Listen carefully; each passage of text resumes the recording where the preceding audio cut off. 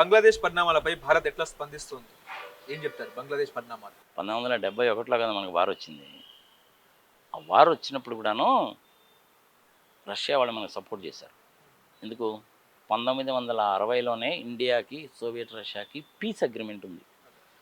భారతదేశం మీద ఎవరైనా దాడికి వస్తే రష్యా వాళ్ళు వస్తారు. రష్యా మీద ఎవరైనా దాడికి చేస్తే భారత ప్రభుత్వం కూడా వెళ్ళాలి. ఇది పీస్ అగ్రిమెంట్ అంటే. అందుకని వాళ్ళు వచ్చారు. అమెరికా వాళ్ళు, బ్రిటన్ వాళ్ళు ఇద్దరు కూడాను వాళ్ళ వార్ షిప్స్ని, విమానాలని తీసుకొని అరేబియా సముద్రంలోకి వచ్చి, హిందూ మహాసముద్రంలోకి వచ్చి, వైజాగ్ దాకా గాజీ చూసాంగా మనం.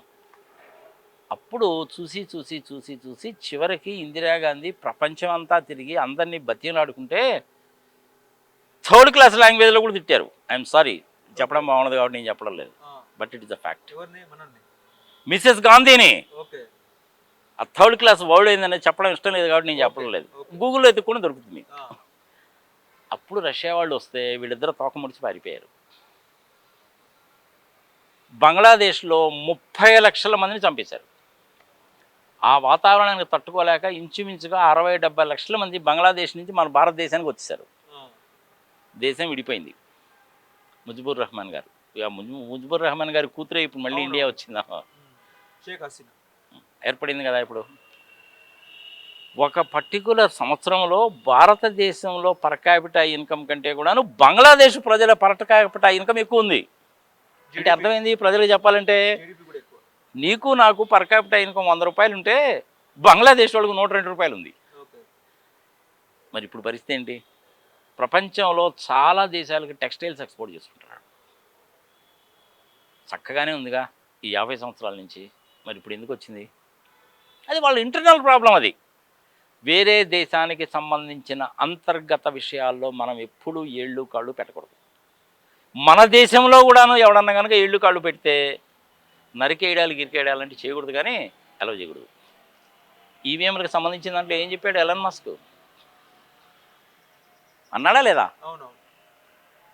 ఒక్కసారి విదేశీయులకి మన అంతర్గత విషయాలు, మన భద్రత కానీ, సేఫ్టీ కానీ, సెక్యూరిటీ కానీ, సవర్నిటీ కానీ, ఇంటిగ్రిటీ కానీ, డెవలప్మెంట్ కానీ, మాయా మత్స్యంద్రాలు కానీ, ట్యాక్సేషన్ వ్యవహారాల్లో కానీ అవకాశం కనుక ఇచ్చావు అంటే దేశాన్ని ముక్కలు చేసి తలా ఒక ముక్క తీసుకుందాం అనే ఉద్దేశంతో ప్రపంచంలో చాలా దేశాలు ఉన్నాయి. ఇది మీ యంగ్స్టర్స్ గుర్తుపెట్టుకోవాలి. ఎలన్ మస్క్ అన్నాడని కాదు. ఎలన్ మస్క్ వ్యాపారవేత్తయా, వ్యాపారం కోసం అని చెప్పి ఆయన ఏదైనా అంటాడు. ఆయన అన్నమాట నువ్వు పట్టించుకోవాల్సిన పని లేదు.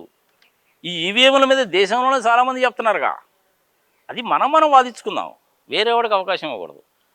ఈ బంగ్లాదేశ్ విషయంలో కూడాను అది వాళ్ళ అంతర్గత వ్యవహారం కాబట్టి మనం జోక్యం చేసుకోకూడదు. మన అంతర్గత విషయాల్లో వేరే వాళ్ళకి అలౌ చేయకూడదు. వాళ్ళ దేశంలో ప్రాబ్లం వచ్చింది, ఇండియా అసైలం వచ్చింది, రావడం కూడా ఎట్టొచ్చింది? బంగ్లాదేశ్ మిలిటరీ వాళ్ళే హెలికాప్టర్లో తీసుకొచ్చి ఆమెను ఇండియాలో వదిలిపెట్టిపోయారు. అవునా? జియో పాలిటిక్స్ అంటే చాలా తమాషగా ఉంటాయి. చైనా వాళ్ళు ఉన్నారు, వాళ్ళకి మనకి పాయింట్ నెంబర్ 4 దగ్గర, 8 దగ్గర, సచిన్ గ్లేసియర్ దగ్గర, బార్డర్ దగ్గర తగాదాలు ఉన్నాయి. వాళ్ళ చైనా వాళ్ళ దగ్గర డబ్బులు మస్తుగా ఉన్నాయి. వాళ్ళు ఏం చేస్తారంటే ప్రతి దేశానికి కూడాను మీకు రోడ్లు వేసి పెడతాము, మీకు డ్యాములు కట్టి పెడతాము, మీకు స్కూల్స్ కడతాము, హాస్పిటల్స్ కడతాం అంటారు. ఓహో ఇదేదో బాగానే ఉంది కదా అంటారు. రేట్ ఆఫ్ ఇంట్రెస్ట్ అంటే ఎంత ఉండదు, $2, ₹2, 2%, 3%, 4% ఉంటుంది. కానీ అది ఫారిన్ కరెన్సీలో కట్టాలా. కాంట్రాక్ట్లు మొత్తం వాడే చేస్తాడు. వాడి వ్యాపారస్తులకి వ్యాపారం. ఈ వడ్డీతో సహా నువ్వు వాడికి డబ్బులు కట్టాలి. డబ్బులు కట్టలేదనుకో వాడు జెండా తీసుకొచ్చి ఆడ పెడతాడు. శ్రీలంకలో అలాగే చేయాలని చూశారు, కుదరలా. ఇప్పుడు బంగ్లాదేశ్లో కూడా చేయడానికి ప్రయత్నిస్తారు చూడు వాళ్ళు. దీన్నే జియో పాలిటిక్స్ అంటారు. ఇప్పుడు రష్యా వాళ్ళు, అమెరికా వాళ్ళు ఇంకా దీని గురించి మాట్లాడలా. ఇప్పుడు రష్యా వాళ్ళు మేము బంగ్లాదేశ్కి సపోర్ట్ చేస్తున్నాం అన్నారనుకో, అమెరికా వాళ్ళు అర్జెంటుగా నేను దానికి అగెన్స్ట్ అంటాడు. ఒకప్పుడు అమెరికా వాళ్ళు ఎప్పుడు కూడా పాకిస్తాన్కి సపోర్ట్ చేసేవాళ్ళు. ఆ వారు జరిగిన తర్వాత నుంచి మానేశారు. PL 180 అనే, PL 480 అనే ఒక స్కీమ్ ఉంది అమెరికాలో.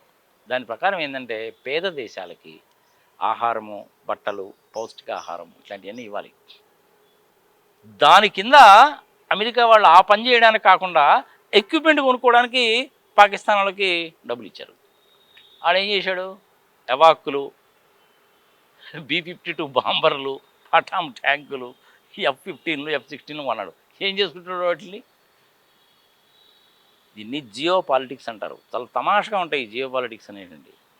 ఎప్పుడు ఏమి జరుగుతుందనేది కరెక్ట్గా మనం ఫోర్కాస్ట్ చేయలేము. నాకు తెలిసిన దాన్ని బట్టి, నేను చూసినటువంటి దాన్ని బట్టి కనుక చెప్పాలి అంటే, చిన్నగా అమెరికా వాళ్ళు, నాటో వాళ్ళు, ఇటుపక్క రష్యా వాళ్ళు చిన్నగా ఎంటర్ కావడానికి ప్రయత్నిస్తారనమాట. దేనికోసం?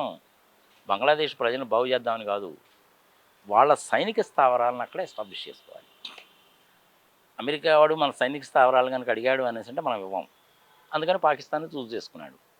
పాకిస్తాన్లో టెర్రరిజం పెరిగిపోయింది, సంఘ సమాచారం కాబట్టి నువ్వు దూరంగా ఉండరా బాబు అన్నారు. మరి ఇప్పుడు ఏషియన్ కంట్రీస్లో ఎక్కడో ఒక చోట అమెరికా వాళ్ళకి సైనిక స్థావరాలు కావాలి. దాని గతంలో ఇప్పుడు బంగ్లాదేశ్ని ఏమైనా ఆక్యుపై చేస్తారేమో చూడాలి. బంగ్లా ఒప్పుకోలేదు. చైనా వాడికి కూడా అదే ఉద్దేశం. వీళ్ళిద్దరు రంగంలోకి దిగారంటే ఆటోమేటిక్గా రష్యా వాడు కూడా దిగుతాడు. బంగ్లాదేశ్ ప్రజలని ఉద్యోగవంతుల్ని చేయడానికి, విద్యావంతుల్ని చేయడానికి, బంగ్లాదేశ్ ప్రజల పర్ క్యాపిటల్ ఇన్కమ్ పెంచడానికి, దేశాన్ని బాగు చేయడానికి మాత్రం కాదు. ఓకే. వాళ్ళ స్వార్థం కోసము, ఎస్పెషల్లీ మిలిటరీ స్థావరాలు ఏర్పాటు చేసుకోవడానికి మాత్రమే చేస్తారు. ఇది జియో పాలిటిక్స్. ఆల్రెడీ చెప్పాను నేను ఇంతకుముందు, చైనా వాడు శ్రీలంకలో ఏం చేశాడు, వేరే దేశాల్లో ఏం చేశాడని. చైనా వాడికి అమెరికా వాడు డామినేట్ చేయడం అనేది ఇష్టం ఉండదు. చైనా వాడు అమెరికా వాడిని డామినేట్ చేయడం అనేది అమెరికా వాడికి ఇష్టం ఉండదు. వీళ్ళిద్దరి మధ్యలో మళ్ళీ రష్యా వాళ్ళు వచ్చేస్తారు. ఓకే. ఇదంతా కూడాను ట్రయాంగిల్లా ఉంటుంది అనమాట. ఇది చైనా వాడికి అమెరికా వాడికి పడదు. కానీ అమెరికన్ కంపెనీస్ అన్నీ కూడాను చైనాలో ఫ్యాక్టరీలు పెడతాయి. కారణం ఏంది? అమెరికాలో తయారు చేస్తే 100 రూపాయలు అయితే చైనాలో తయారు చేస్తే 30 రూపాయలు అవుతుంది. ఈ 30 రూపాయలు వస్తున్నాయి, వాడికి 10 రూపాయలు ట్యాక్స్ కట్టి అమెరికాకి తీసుకెళ్ళి, యూరోప్కి తీసుకెళ్ళి ఆ 40 రూపాయలు దాన్ని 100 రూపాయలు అమ్ముతాడు. అమెరికా వాళ్ళకి లాభం.